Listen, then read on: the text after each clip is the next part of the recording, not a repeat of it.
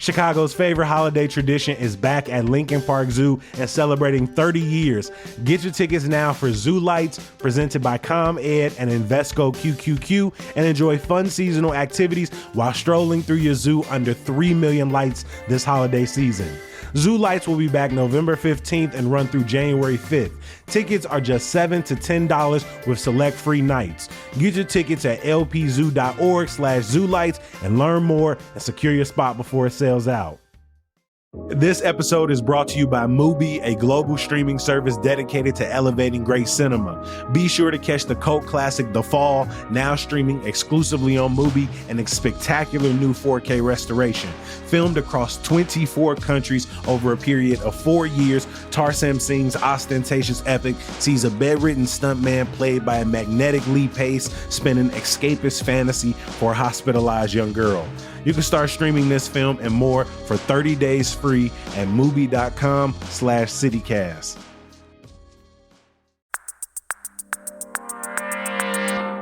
Today on CityCast Chicago, is Bally's casino still coming up short?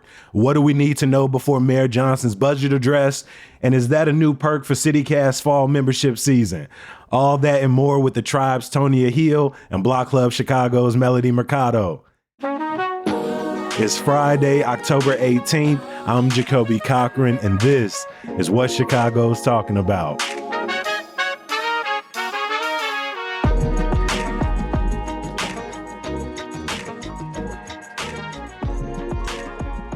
Morning, Tonya. Good to see you, my friend. Good morning. How are you? I ain't out here complaining. Melody, good to have you back on the podcast as well. Thanks for having me. Something I'm just realizing, this is a Bradley University trio right here. All Bradley graduates on. See, really? I didn't know you was I didn't catch that until right before we started. What? Bro, what year? Oh, me and Jacoby, we're in the same class. We graduated in 13. Yeah. Yeah, 20. Yeah, he was our commencement speaker and everything. Shut up. Awesome. I love this.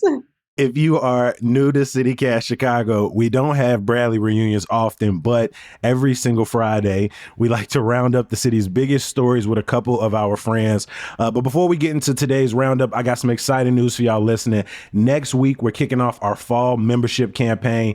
It's your chance to support these daily conversations that I'm hoping you love about our city, even though sometimes the conversations piss us all off a little bit. Let's just be real.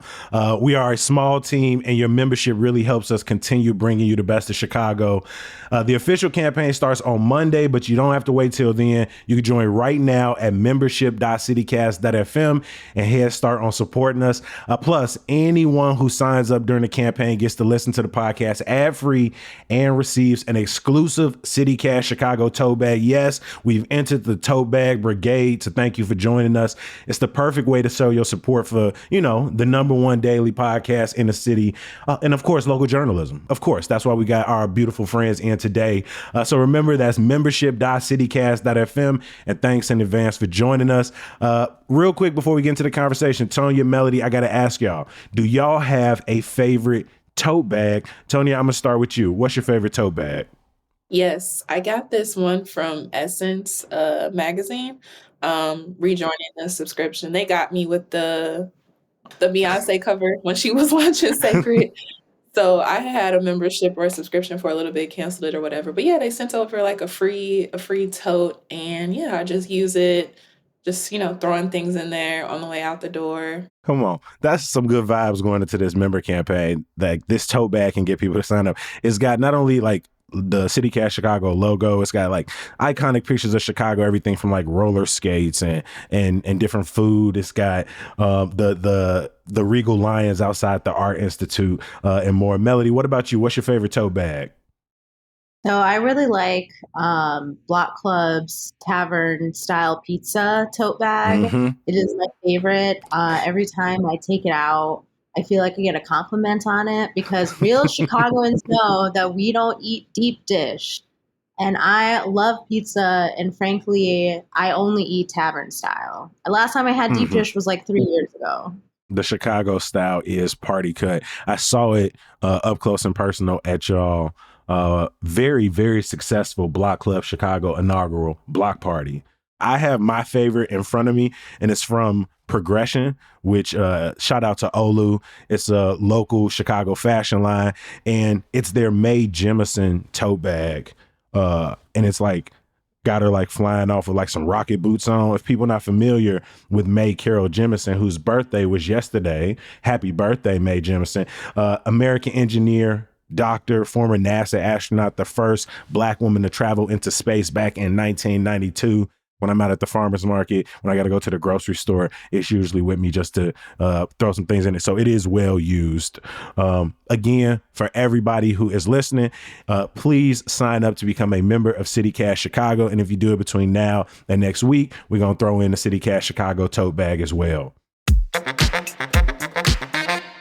Like I said earlier, every single day we're having great conversations about the city. And on Friday, we bring in our friends to look back on some of the big stories across our wonderful city. And if you haven't noticed, we are in budget season. Mayor Brandon Johnson's budget address was originally scheduled for this past Wednesday, but he delayed it for 2 weeks until October 30th, which gives us enough time to sort of make sense of everything that's going on going into this budget address. Tonya, can you table set for us? First off, how has this year's budget preamble been different than just last year's? I feel like last year definitely probably was a lot more pressure on Mayor Brandon Johnson's administration, it being his first address as a new mayor. And also, like, will you be able to invest in the things that you promised on the campaign trail? Looking at mental health, violence prevention, youth employment, things like that, were early indicators of where we would see the budget go. But I think this year is different because the financial picture is a lot more dire than it was last year. Basically, like at almost a $1 billion deficit that we'll see going into the next budget. So just thinking about something we see when these types of things happen, usually arts and social programming, social service programming are kind of like the first things to get the axe.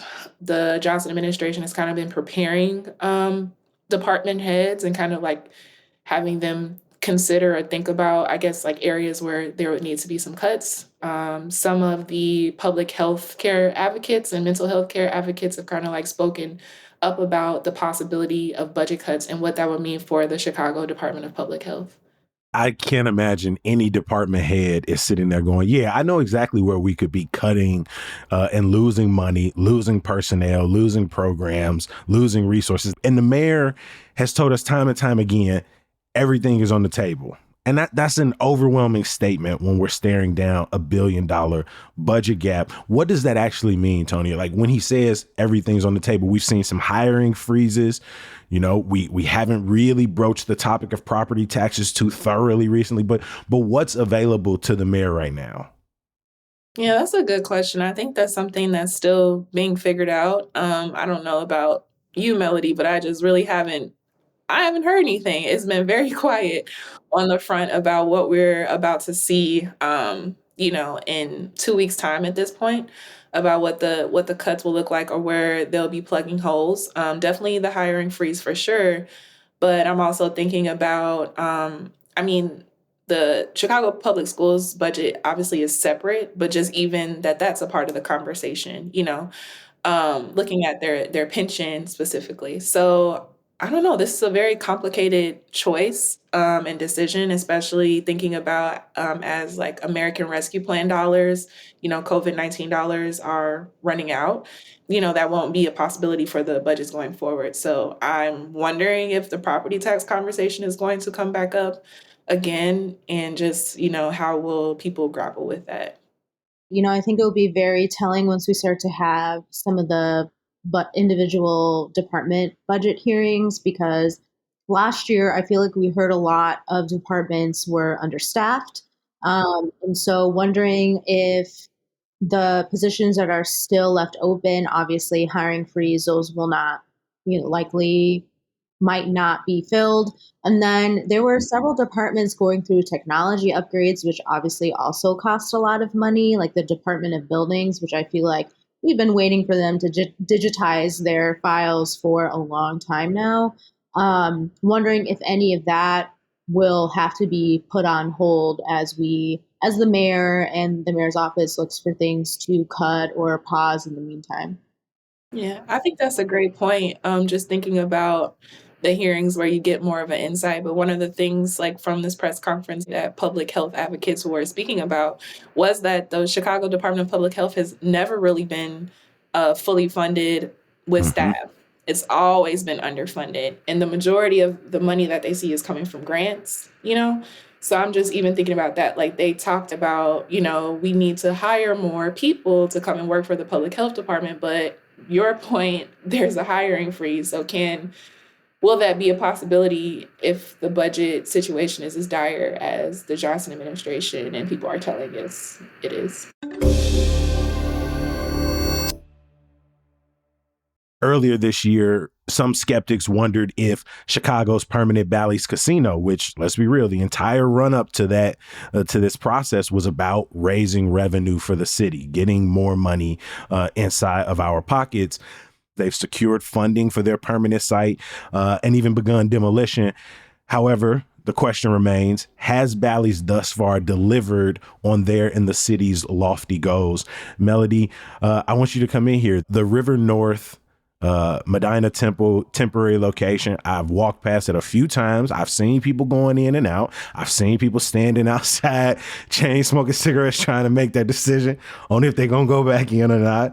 But overall, what does the numbers bear out?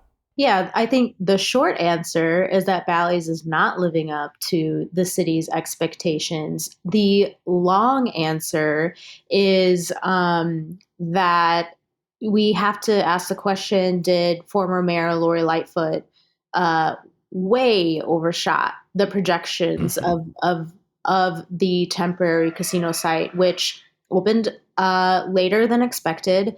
And Lightfoot had originally projected that it would bring in $13 million in its first 5 months of operation, and the temporary casino in Medina Temple only generated $14.4 million within the first year that it was open for the city.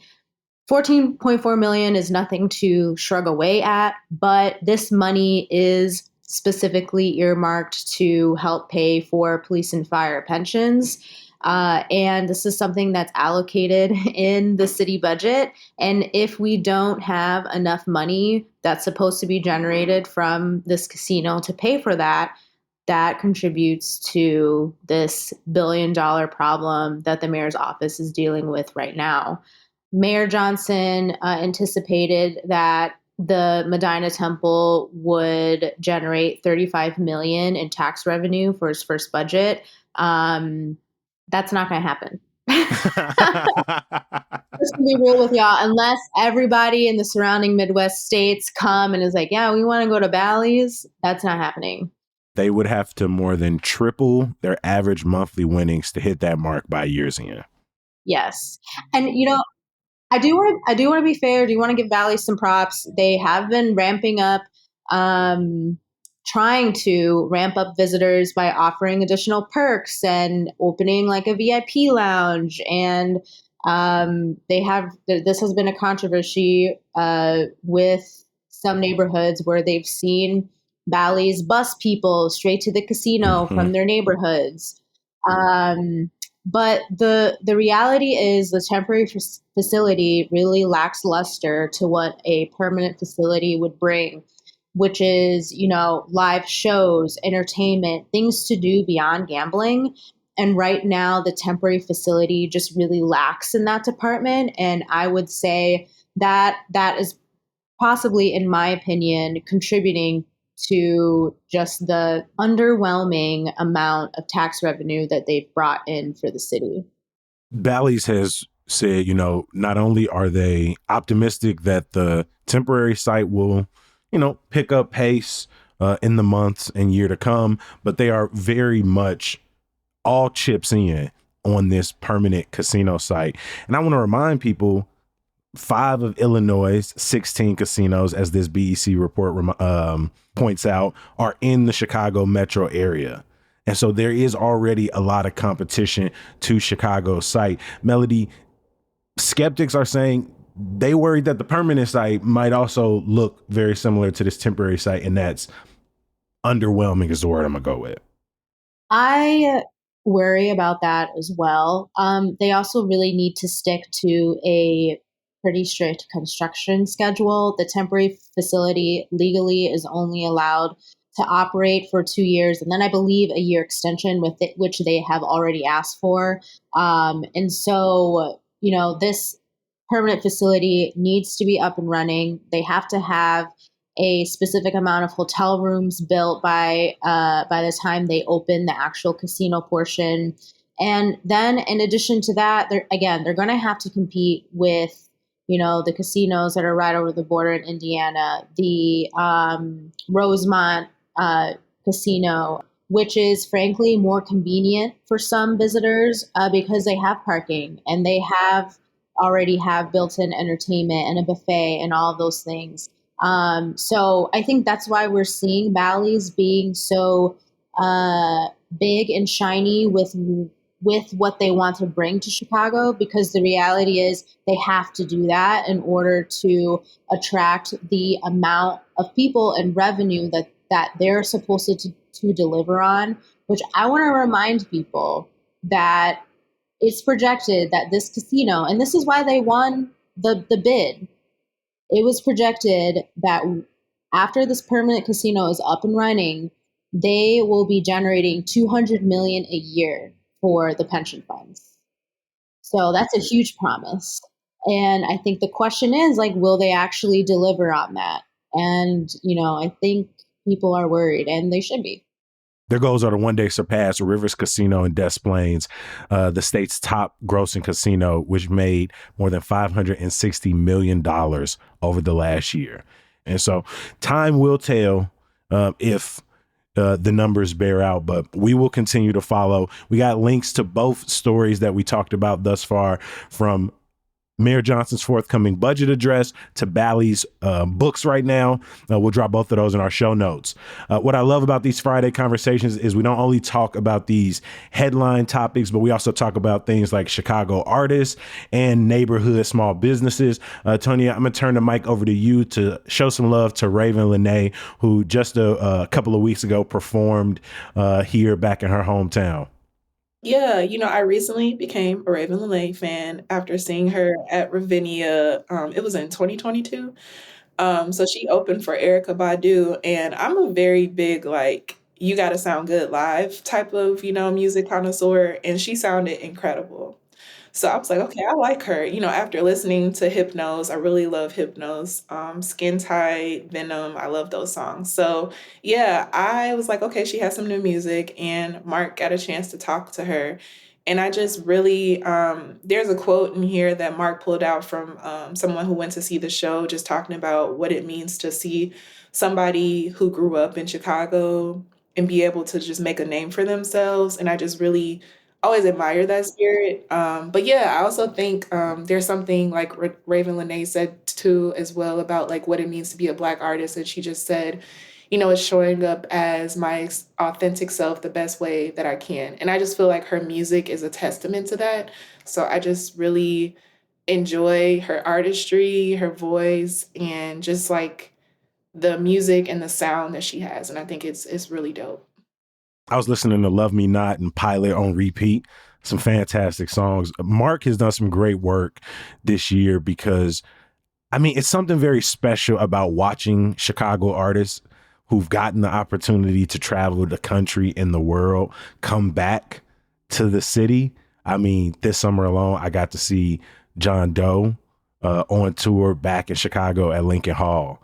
With Shawnee Dez opening up. I got to see Femdot at Shuba's, Mick and Chief Keef. And so to see Chicago artists like Raven come back to the city and to hear and read how nervous they are to perform here in front of their family. She talked about having to she can't let everybody backstage because the entire city would be back there. So she just wanted her mother and her sisters to come through. And I just have watched so many artists go from literally the lunch table at school to performing on some of the biggest stages in the city.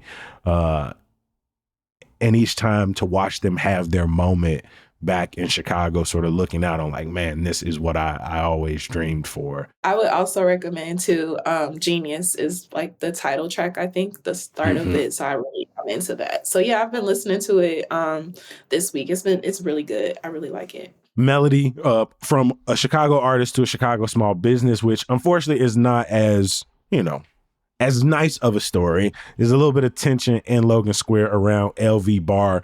What's going on here? Neighbors seem to be very upset.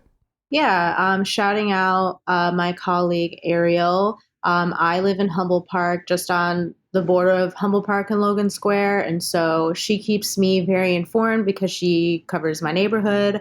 And so this was just a really good story from Ariel highlighting the issues that have been going on with LV Club that's on Armitage Avenue. They've been there since the 90s. I believe they're family owned, and the neighbors have been complaining in recent years of increased violence, gunshots that they've been hearing, people fighting, things of that nature. And the club, again, which has been here since the 90s, says they've done everything that they can to increase security, make people feel safe, but at the end of the day, they don't really know like why this has been happening. And it's interesting, the dialogue back and forth, because I really felt for the club owners here because, they used to operate more than just Friday and Saturday. And after the pandemic, they cut down their hours. They saying they did that for the community, but also obviously the pandemic affected a lot of businesses. And now they're literally operating on bare minimum hours when they have the license to operate for more than that and just choose not to. That it really seems that there's nothing that they can do to please the neighbors who have been consistently, trying to make reports and saying that they've seen people like shoot at each other outside the club from outside their windows. Even when you have the owner in here saying, hey, I've called the police 15 times this summer. I agree that there's a problem, but I also own a business. I'm already doing you guys a solid by minimizing my hours. I'm trying to work with you here. And it's really interesting to see the residents on the other side. They haven't explicitly said it, but I feel like the next thing is going to be, you guys should close.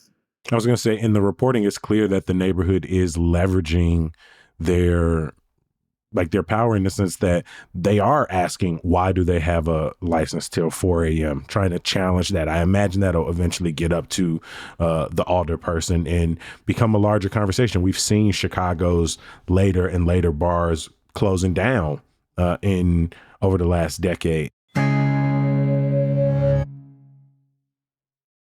Every single episode of CityCast Chicago ends the same way, and that's with some good news.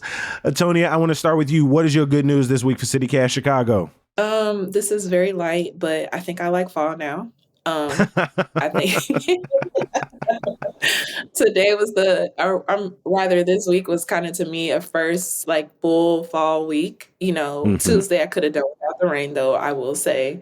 But yeah, I really felt like yesterday was my like first real fall day with that like sunshine, that briskness. And then I did some cozy stuff. I went to Dorian's for the first time. Sam Thousand had a really great show there. And yeah, I just really loved the vibes. Like, everybody in the room, it just, it was just very like fall activity, like was just fully activated to me that day. So Dorian's feels extra cozy when it's cold outside because not only do you go into the like small little record shop, but then you go in through into sort of the speakeasy back part of it. So it feels like you tucked in even more. If people have never been or they want to get back there, tonight they got a show featuring Alejandro Salazar Quartet. And then on Sunday, they got Groove Society featuring New Jack Storm. Melody, over to you. What is your good news today? Y'all, I got engaged. Yes, a fiance. fiance now. Come on. Congratulations. Thank you. Thank you. I was in Japan for a little over 2 weeks, and the last couple days on the trip, my boyfriend, now fiance, asked me to marry him. It was really awesome. We were in Osaka, and it was slightly unexpected, but I had a feeling, and yeah, it was amazing. I'm really happy. Congratulations. He did good on the ring, Yeah, y'all. I was gonna say I saw the picture of the ring on Twitter. That is impressive. I love that, and it fits your hand really nice. Yeah, it's jumping off the camera, y'all. Thank It's you. dancing. It's dancing. Yeah, he did a real good job. So if he wanted to, he would, ladies. And I'll just leave it at that. Hey, we appreciate you sharing that information, not only with the two of us, but with all of CityCast Chicago. I hope people are back home wherever they are listening right now. Even if it's like 7 in the morning, they're like brushing their teeth. I hope they go, oh my God, good for you. Good for you. Good for you. I'm going to round us out with some good news. I got 2 events for y'all today. One is a part of the ongoing Destinos Theater Festival, and I want to show love to 80 Minutes Around the World and my homie Nesta Gomez. It's a live storytelling show taking place tonight at the Den Theater. It features the stories of immigrants, refugees, asylum seekers, and their descendants. And then the other event is tomorrow, and it's the Lo-Fi Festival at Drip Collective in the West Loop. They're going to have some amazing DJs and over 10 artists who will be playing starting at noon. So please check out both of these events if you got some time. Also, wherever you are, whether you're brushing your teeth or not, listening to us on 2x speed or not, join me in thanking our guest today from the tribe, Tonia Hill. Tonia, it's always good to see you. You too. Thanks for having me. And rounding out this unexpected Bradley reunion from Block Club Chicago, Melody Mercado. Good to see you, my friend. Woo, go Braves. That's all we got for you here at CityCast Chicago. I got to give a huge thank you to our entire team. Our executive producer is Simone Alicea. Our producer is Michelle Navarro. Our Hey Chicago newsletter editor is Sydney Madden. Our roving producer this week was Selena C.A. Reynolds, and our roving newsletter editor was Adrian Gonzalez. The music we all love is from Sam Thousand, All the Kimonos, and Mark Greenberg from the Mayfair Workshop. And one more reminder before we go, our fall membership campaign starts next week. But if you like Kobe, I love me some CityCast Chicago. I already know I want to support you guys. Go ahead and sign up right now at membership.citycast.fm. Not only will you be able to listen to the show without ads, but like I said earlier, you're going to get an exclusive CityCast Chicago tote bag as a special thank you for joining during the campaign. That way, you can always show us off. And when people go, oh, where you get that from? Where you get that little thing from? You say, oh, from the homies over at CityCast Chicago. And when they say they still got it, you be like, you got to go check. You got to go to chicago.citycast.fm. You should probably just start listening to the podcast. They probably going to give them out again. You just got to listen. Something like that. It ain't got to be that long. Maybe a little shorter. But show us off. If you enjoy us, please rate and review the podcast wherever you listen. Share us with your friends and family. And be back here bright and early on Monday. We'll talk to you then. Peace.